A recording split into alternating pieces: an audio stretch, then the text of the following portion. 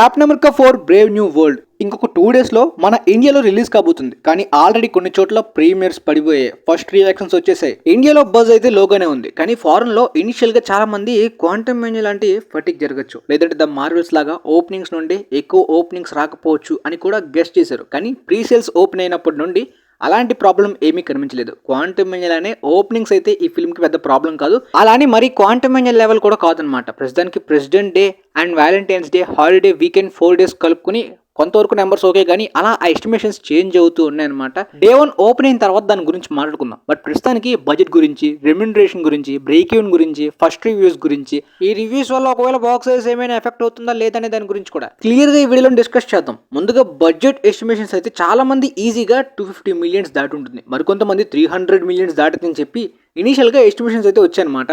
దాంతోపాటు ఫిల్మ్ కి చాలా రీషూట్స్ జరిగాయి. టెస్ట్ స్క్రీనింగ్స్ అప్పుడే ఒపీనియన్స్ బట్టి చాలా రీషూట్స్ జరగడం, ఖచ్చితంగా బడ్జెట్ అయితే 300-350 మిలియన్స్ వరకు ఉండొచ్చు అని చెప్పి చాలా మంది ప్రిడిక్ట్ చేశారు. కానీ రీసెంట్గా వస్తున్న రిపోర్ట్స్ అయితే వాటికి చాలా డిఫరెన్స్గా ఉంది. ముందుగా అందులోనైతే మాత్రం యాక్టర్స్ యొక్క రెమ్యునరేషన్, పెద్ద పెద్ద క్రౌడ్ పుల్లర్స్కే ఎక్కువ శాలరీస్ ఇవ్వడం అనేది చాలా రేర్. అంటే హాలీవుడ్లో క్రౌడ్ పుల్లర్స్ చాలా తక్కువ మంది ఉన్నారు, వాళ్ళకి మాత్రమే శాలరీస్లో హెవీ డిమాండ్ ఉంటుంది. చాలా ఎక్కువ పర్సంటేజ్ వాళ్ళైతే శాలరీస్ని తీసుకుంటారు. ఇలా ఫ్రాంచైజ్ ఫిలిమ్స్లో చాలా వరకు యాక్టర్స్కి రెమ్యునరేషన్ తక్కువగానే ఉంటుంది. అది కూడా సీక్వెల్స్కి ఇంకాస్త డిమాండ్ పెరిగితే దాన్ని బట్టి పెంచుతారు తప్పించి ఓన్లీ అలోన్గా యాక్టర్కి పెంచడం చాలా రేర్. కాకపోతే ఫిలింలో హారిసన్ ఫోర్డ్ గారు ఉన్నారు, కానీ ఆయన ఇప్పుడు స్టార్ కాదు, ఒకప్పుడు స్టార్. ఎప్పుడో Indiana Jones, Star Wars, Blade Runner 1 అంటే ఆల్మోస్ట్ 1980s 90s ఆ టైంలోనే. కాకపోతే ఎర్లీ 20s అండ్ రీసెంట్గా ఈ టైంలో కూడా ఆయన పెద్ద పెద్ద ప్రాజెక్ట్స్లోనే యాక్ట్ చేశారు. ఫర్ ఎగ్జాంపుల్ ఫోర్స్ అవేకెన్స్ తీసుకోండి, రీసెంట్గా Indiana Jones Dial of Destiny తీసుకోండి, ఇప్పుడు ఈ సినిమా. ఇవన్నీ కూడా బిగ్ బడ్జెట్ కమర్షియల్ ప్రాజెక్ట్స్ కాబట్టి దానికి తగ్గట్టే ఆయన శాలరీ ఎక్కువ తీసుకుంటారు. ఆయన recent Indiana Jones Dial of Destiny ఫిల్మ్కే $25 మిలియన్ తీసుకున్నారు. ఇది చాలా పెద్దని చెప్పుకోవచ్చు. ప్రెజెంట్ ఫ్రాంచైజ్ స్టార్స్ కన్నా ఆయన చాలా ఎక్కువ తీసుకున్నారు, అది కూడా ఈ ఏజ్లోనే. దానికి రీజన్ లాంగ్ రన్నింగ్ ఫ్రాంచైజ్ ఆయన ఉంటేనే. అప్పటి నుండి ఇప్పటిదాకా Indiana Jones only Harrison Ford గారే ఆ క్యారెక్టర్ ఆడియన్స్ కాస్తేనే యాక్సెప్ట్ చేయగలరు. అదంటే రన్నింగ్ ఫ్రాంచైజ్. బట్ ఇదంటే ఇంతకు ముందు యాక్టర్ చనిపోయిన తర్వాత థండర్బోల్ట్ రాస్ క్యారెక్టర్లో కనిపించడంగా మళ్ళీ ఈయన రీప్లేస్మెంట్ మాత్రమే కాదు, రెడ్ హల్గా కూడా కనిపించబోతున్న ఈ ఫిలింలో ఆయన 15 మిలియన్ శాలరీ తీసుకున్నారు. ఇది లీడ్ యాక్టర్ కన్నా ఎక్కువ. ఈ ఏజ్ లో సపోర్టింగ్ క్యారెక్టర్ చేస్తున్నప్పటికీ ఈ రేంజ్ డిమాండ్ అంటే రీసెంట్ గా హారిసన్ ఫోర్డ్ గారు ఇంటర్వ్యూలో ఒక స్టేట్మెంట్ ఇచ్చారనమాట. రెడ్ హల్ క్యారెక్టర్లో కనిపించబోతున్నట్టు ఎలా ఫీల్ అవుతున్నారు, డీఏజింగ్ గా మొదటిసారి కదా అంటే యాక్చువల్గా నేను అక్కడ ఉన్నది కేవలం మనీ కోసమే, మనీ కోసం ఉండేలంటే ఒక ఈడియట్ అనుకోండి అన్నట్టు స్టేట్మెంట్ ఇచ్చారు. ఈ ఫిలింలోని లీడ్ యాక్టర్ ఆంథోనీ మెకే ఆయన కెరీర్లోనే బిగ్గెస్ట్ పే చెక్ అయిన 10 మిలియన్ శాలరీని ఈ ఫిలింకి తీసుకుంటున్నారు. 10 మిలియన్స్ బాగా తక్కువ కదా బ్రో అనుకుంటే, అఫ్ కోర్స్ ఆంథోనీ మెకేకి ఇంతకు ముందు లీడ్ యాక్టర్గా ఫిలిమ్స్ కూడా దొరకలేదు కదా, ఆయన కేవలం సైడ్ రోల్స్ చేసుకునే లాంటి యాక్టర్. సో సడన్గా ఇంత big budget Captain America character రావడం, ఈ 10 మిలియన్స్ పే చెక్ రావడం ఆయన కెరీర్కి ఒక బిగ్గెస్ట్ అచీవ్మెంట్ లాంటిది. ఒకవేళ ఈ సినిమా హిట్ అయ్యి దీనికి ఇంకొక సీక్వెల్ వస్తే ఆల్మోస్ట్ అప్పుడు Chris Evans, Chris Hemsworth, RDJ లాంటి మార్వెల్ యాక్టర్స్ 20 మిలియన్స్ తీసుకుంటారు ఒక్కొక్కసారి ఫిల్మ్స్ కి. అదే రేంజ్ శాలరీ డిమాండ్ కూడా ఈయనకి పెరిగే అవకాశం ఉంది, ఓన్లీ ఈ ఫ్రాంచైజ్ లోనే, అదర్ ఫిల్మ్స్ లో కాదు. ఇక జెన్కార్లో ఎస్పోసిటో గారు అడ్వాన్స్డ్ గా 3 మిలియన్స్ తీసుకున్నట్టు రిపోర్ట్ ఉంది. ఫైనల్ బడ్జెట్ ప్రకారం అయితే 5 మిలియన్ శాలరీ తీసుకుంటారని కూడా అంటున్నారు. సో తీసుకున్నారో లేదో మనకు తెలియదు, కానీ ఎస్టిమేటెడ్ గా ఈ 3 to 5 మిలియన్స్ దగ్గరలో ఆయన శాలరీ. ఇక రిమైనింగ్ కాస్ట్ మెంబర్స్ అందరికి కలిపి 5 మిలియన్స్ లో సర్దారు. సో మొత్తంగా ఓన్లీ బడ్జెట్ లో 35 మిలియన్స్ శాలరీ ఖర్చు అయిందనమాట అందరి యాక్టర్స్ కి. ఒకవేళ బిగ్గెస్ట్ క్రౌడ్ పుల్లర్ ఉంటే ఇలాంటి బిగ్ బడ్జెట్ ఫిల్మ్లోని 50-60 మిలియన్స్ అలౌన్గా ఆయన ఒక్కడే తీసుకుంటాడు. What ever. ఫిల్మ్ మీద ఎక్కువ హైప్ చాలా మంది అయ్యేది ఆ రెడ్ హల్ క్లైమాక్స్ ఫైట్ గురించే. సో ఆ రెడ్ హల్ క్లైమాక్స్ ఫైట్లో ఆల్మోస్ట్ 300 విజువల్ షాట్స్ ఉన్నాయన్నమాట. మొత్తం విఎఫ్ఎక్స్ కంపెనీస్కే ఈ ఫిలిం 90 మిలియన్స్ దగ్గర వరకు ఖర్చు పెట్టినట్టు రిపోర్ట్స్ అనమాట. మొత్తం కలిపి 125 మిలియన్స్. ఇక షూటింగ్ కానీ, ఇక ఎడిటింగ్ వర్క్ కానీ, ఇక మొత్తం ఫీల్డ్ వర్క్కి చాలా వరకు ఖర్చు అవుతాయి. ఆ ఖర్చు అంత ఏందో మనకు తెలియదు, కానీ ప్రమోషన్స్కి అయితే ఆల్మోస్ట్ 75 మిలియన్స్ 70 మిలియన్స్ దగ్గర వరకు చేశారంట.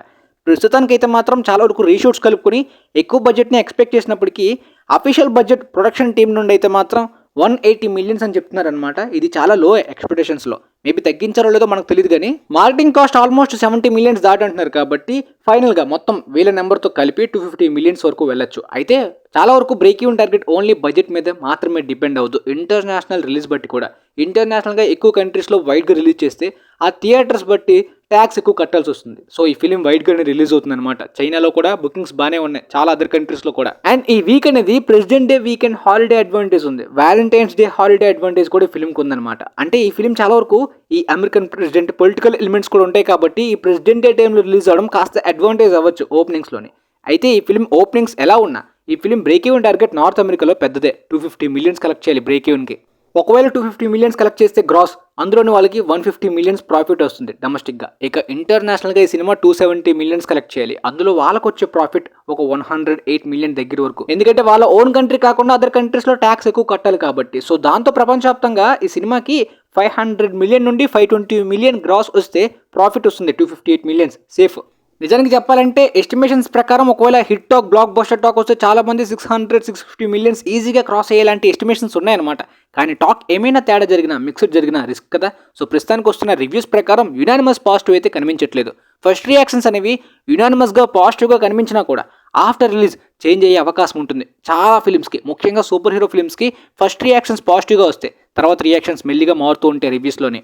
కొంతమంది బ్లాస్ట్ అంటున్నారు, నిజంగా బాగుంది, మంచి ఎంటర్టైన్మెంట్ ఉంది, యాక్షన్ బాగుంది, టైం పాస్ అవుతుంది అనే టైప్లో అంటున్నారు. మరికొంతమంది ప్లాట్ కొద్దిగా కాన్వల్యూటెడ్గా అండ్ డిస్జాయింట్ అయిన ఫీల్తో పాటు యాంటీ క్లైమాటిక్ ఫీల్ అయితే చాలా మందికి వచ్చిందని చెప్తున్నారు అనమాట. సో ఈ టైప్ ఆఫ్ ఎలిమెంట్స్ ఒకవేళ రెగ్యులర్ ఆడియన్స్ కూడా ఫీల్ అయితే రిస్క్ అయితే పక్కాగా ఉందన్నమాట. ఎందుకంటే కమర్షియల్ ఎలిమెంట్స్ ఉన్నప్పటికీ రీసెంట్ సూపర్ హీరో ఫాటిక్ వల్ల ఆ నార్మల్ ఎలిమెంట్స్ కూడా చాలా మంది ఆడియన్స్కి అట్రాక్ట్ చేయలేకపోతున్నాయి, కనెక్ట్ చేయలేకపోతున్నాయి.